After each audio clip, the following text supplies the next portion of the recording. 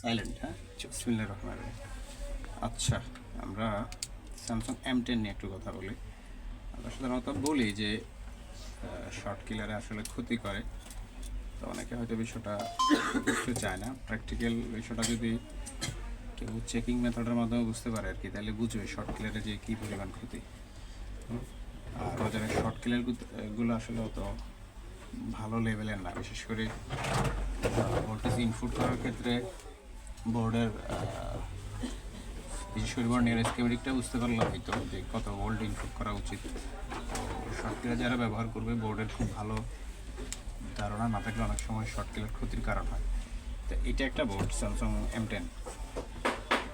এটা at first time আমরা যে অবস্থায় পাইছিলাম, কোনো ধরনের নিরাপত্তা টিন আমরা পাইনি, চেষ্টা করা হয়েছিল এবং সেটা ফুল শর্ট অবস্থা আমরা পাই। যখনই ফরওয়ার্ড এবং রিভার্স ভ্যালু দেখি আমরা মিটারে, মোটামুটিভাবে সেটা ফুল শর্ট অবস্থায় আমাদের হাতে আসে এবং বেশ কিছু কম্পোনেন্ট মিসিং পাই, বিশেষ করে ওবিপিআইসির পাশে কিছু কম্পোনেন্ট মিসিং ছিল এবং দেখা যাচ্ছে যে চার্জিং আইসির পাশে কিছু কম্পোনেন্ট মিসিং ছিল। তো আমরা যেভাবে শুরু করি, যখন ফুল শর্টটা পাই তখন আমরা চেষ্টা করি যে ফুল শর্টে যে হিটিং ইস্যুটা থাকে সেটা হচ্ছিল কিনা। প্রথমে কিন্তু আমরা ওই চেষ্টাটাই করি বা ওই থেরাপিটাই দিই, ধোঁয়া থেরাপি বা রজম থেরাপি। তো এটাতে আমরা বুঝতে পারি যে এই চার্জিং আইসিটা মোটামুটি হিটিং ইস্যুতে আছে, সেটা ফুল শর্ট। ব্যাটারি কানেক্টর আমরা চেকিংয়ের পরে বুঝতে পারি যে চার্জিং আইসিটা হিটিং ইস্যুতে আছে। তো সাধারণত ধোঁয়া থেরাপির মাধ্যমে নিশ্চিত হওয়ার পরে আমরা চার্জিং আইসিটা রিমুভ করি। অলরেডি এখানে একটা চার্জিং আইসি আছে, আচ্ছা এই চার্জিং আইসিটা। এরপরে আমরা দেখলাম যে হ্যাঁ, শর্টটা ভেঙে গেছে, বাকি সেটার মধ্যে ভোল্টেজ ইনপুট হচ্ছে না। তখন যে আমরা ভোল্টেজ ট্রেসিং করা শুরু করলাম যে কতটুকু পর্যন্ত ইনপুট হয়, কতটুকুর পরে আর আউটপুট হচ্ছে না। দেখলাম যে ওবিপি আগ পর্যন্ত ভোল্টেজ ইনপুট হচ্ছে, কিন্তু ওবিপির পরে আর ভোল্টেজটা আউটপুট হচ্ছে না এবং সেটা তখন ফুল শর্ট ভেঙে গেছে। পরে আমরা যেটা করলাম, ওবিপি আইসিটা চেঞ্জ করি। এই যে এখানে আমরা একটা ওবিপি আইসি দেখতে পাচ্ছি, চার্জিং আইসির পাশেই ওবিপি, ওভার ভোল্টেজ প্রোটেকশন। এই আইসিটা চেঞ্জের পরেও আউটপুট ভোল্টেজ হচ্ছিল না ওবিপির পরে। সেটার একটা কারণ হিসেবে আমরা পাইলাম পাশে একটা ক্যাপাসিটর মিসিং ছিল, যেটা ওবিপির লাইনে রিলেটেড, এবং উপরে একটা রেজিস্টার মিসিং ছিল। পর আমরা মিসিং কম্পোনেন্টগুলো ইনস্টল করলাম। এরপর আমরা যেটা পাইলাম যে ভোল্টেজ আউটপুট হচ্ছে, কিন্তু চার্জিং এসি থেকে আউটপুট হয় না। তখন আমরা আবার চলে গেলাম যে চার্জিং এসির আগ পর্যন্ত যে কয়েল, ক্যাপাসিটর, এগুলো পর্যন্ত ইনপুট হচ্ছে, চার্জিং এসিতে প্রবেশ করে, কিন্তু আউটপুট নাই। এরপর আমরা ভিভ্যাটের ভোল্টেজ চেক দিই, ভিভ্যাট ভোল্টেজগুলো তৈরি হচ্ছিল না। দেখলাম যে পজিটিভ যে কয়েলটা ছিল, কয়েলের দুই দিক পজিটিভ থাকার কথা, অলরেডি গ্রাউন্ড দেখাচ্ছে। এরপর আমরা শুরু করলাম এই লাইনের চেকিং মেথড। এক পর্যায়ে ধরতে পারলাম যে আমাদের পিএটা সমস্যা।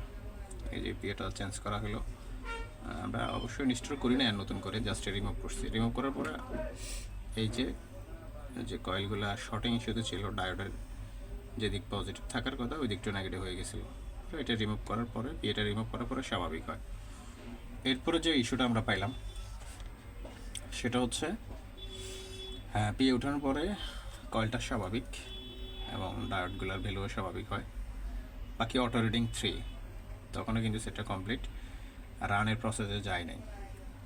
পরে আমরা আবার অটো রিডিং চেকিং মেথড শুরু করলাম যে অটো রিডিংটা কে করলো। ইতিমধ্যে দীর্ঘ একটা সময় পর আমরা বুঝতে পারি যে চার্জিং এসির পাশে যে বাক কয়েল, যেটা ভিভ্যাট ভোল্টেজ তৈরি করে, এটার পাশে যে ডায়োডটা ছিল সেটাই মূলত অটো রিডিং করায় রাখছে।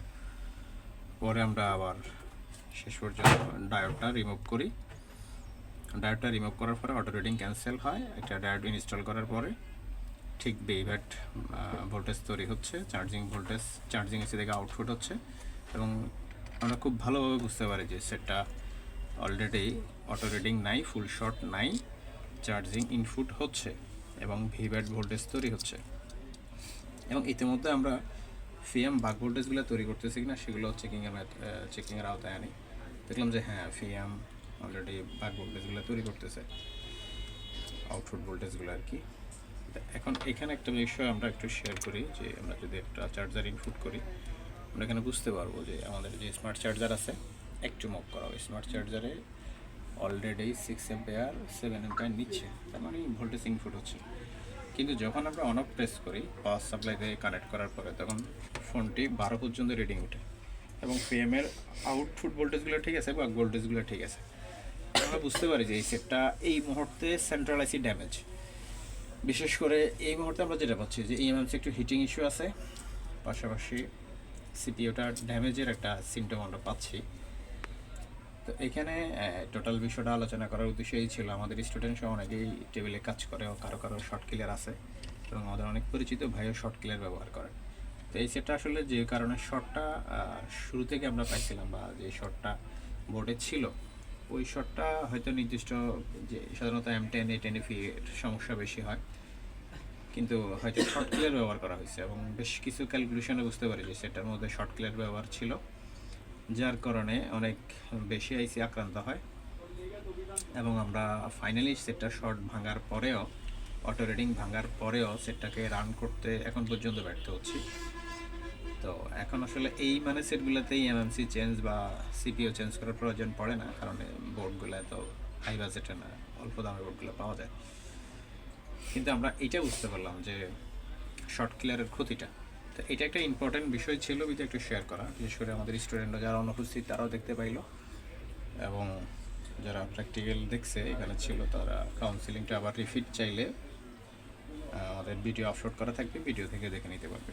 এই ছিল আমাদের বিষয়টা শেয়ার করার উদ্দেশ্য, যে শর্ট ক্লিয়ার ব্যবহারে অবশ্যই সাবধান হইতে হবে, পাশাপাশি হচ্ছে বোর্ডের ভালো জ্ঞান থাকতে হবে। যেমন আমরা এখানে যদি একটু মনিটরে দেখি যে এখানে একটা ক্যাপাসিটর ছিল যেটা মূলত চার্জিং আইসির উপরে বাককয়েলের পাশে।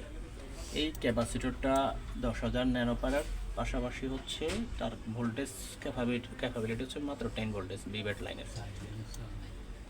তো এইখানে দেখা যাচ্ছে যে ভোল্টেজটা হয়তো বেশি প্রদান করা হয়েছে, বা দেখা গেল অনেকেই সরাসরি পাওয়ার সাপ্লাই দিয়ে অথবা শর্ট কালার দিয়ে সরাসরি ভোল্টেজ ইনপুট করায় দেয়। তো এখানে ক্যাপাবিলিটি একটা বিষয় আছে যে আমাদের এই ক্যাপাসিটরটা কতটুকু ভোল্টেজ সে নিতে পারবে।